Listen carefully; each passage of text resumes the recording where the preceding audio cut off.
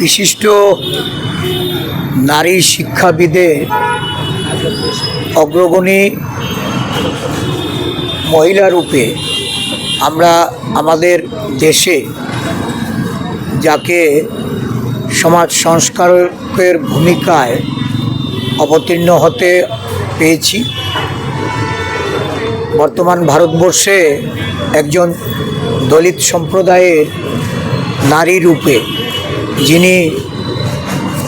শিক্ষাক্ষেত্রে যুগান্তকারী ভূমিকায় অবতীর্ণ হয়েছিলেন, এই মহর্ষি সাবিত্রীবাঈ ফুলের আজকে পূর্ণ জন্মজয়ন্তী। এই দিবসে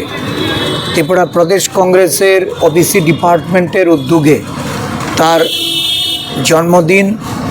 যথাযোগ্য মর্যাদায় পালন করার লক্ষ্যে প্রতিকৃতিতে শ্রদ্ধার্ঘ্য অর্পণ করে আমাদের সমগ্র দেশের জনগণের সঙ্গে আমরাও সামিল হয়েছি। শুধু একজন নারী শিক্ষক রূপেই নয়, ভারতবর্ষের প্রথম মহিলা শিক্ষিকা এবং নারী শিক্ষার জন্য বিদ্যালয় স্থাপন করে সত্যিকারের নারীর ক্ষমতায়ন এবং নারীদের সর্বক্ষেত্রে অংশগ্রহণের ক্ষেত্রে উৎসাহিত করার যে ভূমিকা উনি পালন করেছেন, বর্তমান নারী সমাজ তাকে যেমন অনুসরণ করে তার এই পথকে পাথেয় করে অগ্রগতির যে সোপান তৈরি হয়েছে, তার প্রতিটা ধাপ আজকে নারী তারা যেমন পেরিয়ে যাচ্ছেন, কিন্তু অত্যন্ত দুঃখের সঙ্গে আমরা লক্ষ্য করি যে দলিত সমাজের কথা, যে নারী ক্ষমতায়নের কথা, নারী শক্তির কথা এই দেশের বর্তমান সরকার, বিজেপি সরকার বা তার দল, তারা বারংবার এটা উচ্চারণ করেন, বাস্তবে তার প্রতিফলন এই ধরনের মহিষী নারী যাকে নিয়ে একটা চিত্র রূপায়িত হচ্ছে, একটা সিনেমা তৈরি হয়েছে।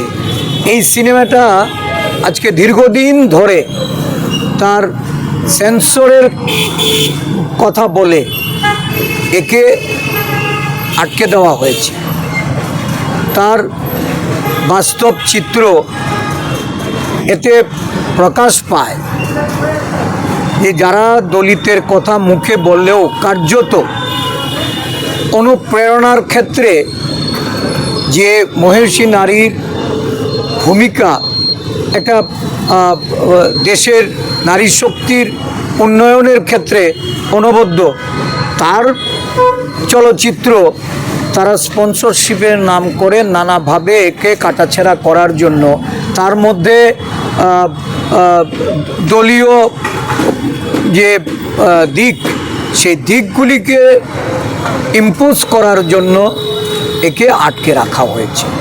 এতে করে দেশের সরকারের মনোভাব বা শাসক দলের মনোভাব যেমন আজকে প্রকাশিত হচ্ছে, সাথে সাথে আমরা ওনার প্রতি শ্রদ্ধা নিবেদন করে আমরা দাবি জানাবো যে অতি সত্বর সাবিত্রীবাঈ ফুলেকে এই দেশের সমগ্র নারী সমাজকে, তাদেরকে উৎসাহিত করতে, তাদের আরও বেশি করে ক্ষমতায়নের লক্ষ্যে উৎসাহিত করার জন্য, অনুপ্রাণিত করার জন্য অবিলম্বে যেন এই ছবি মুক্তি দেওয়া হয় এবং তার যে জীবনশৈলী, তার যে নারী সমাজের প্রতি যে অবদান, এটাকে উন্মোচন করার জন্য সমগ্র দেশবাসীর কাছে অবিলম্বে এই সিদ্ধান্ত যেন সরকার গ্রহণ করে। পরিশেষে আমি ওনার সাবিত্রীবাঈ ফুলের প্রতি আমার শ্রদ্ধা নিবেদন করব। শুধু উনিই নয়, উনি এবং ওনার যিনি স্বামী, তারা দুজন মিলেই দেশের শিক্ষাক্ষেত্রের অগ্রগতির জন্য যে ভূমিকা গ্রহণ করেছেন, আমরা আজও ওনাদের শ্রদ্ধার সঙ্গে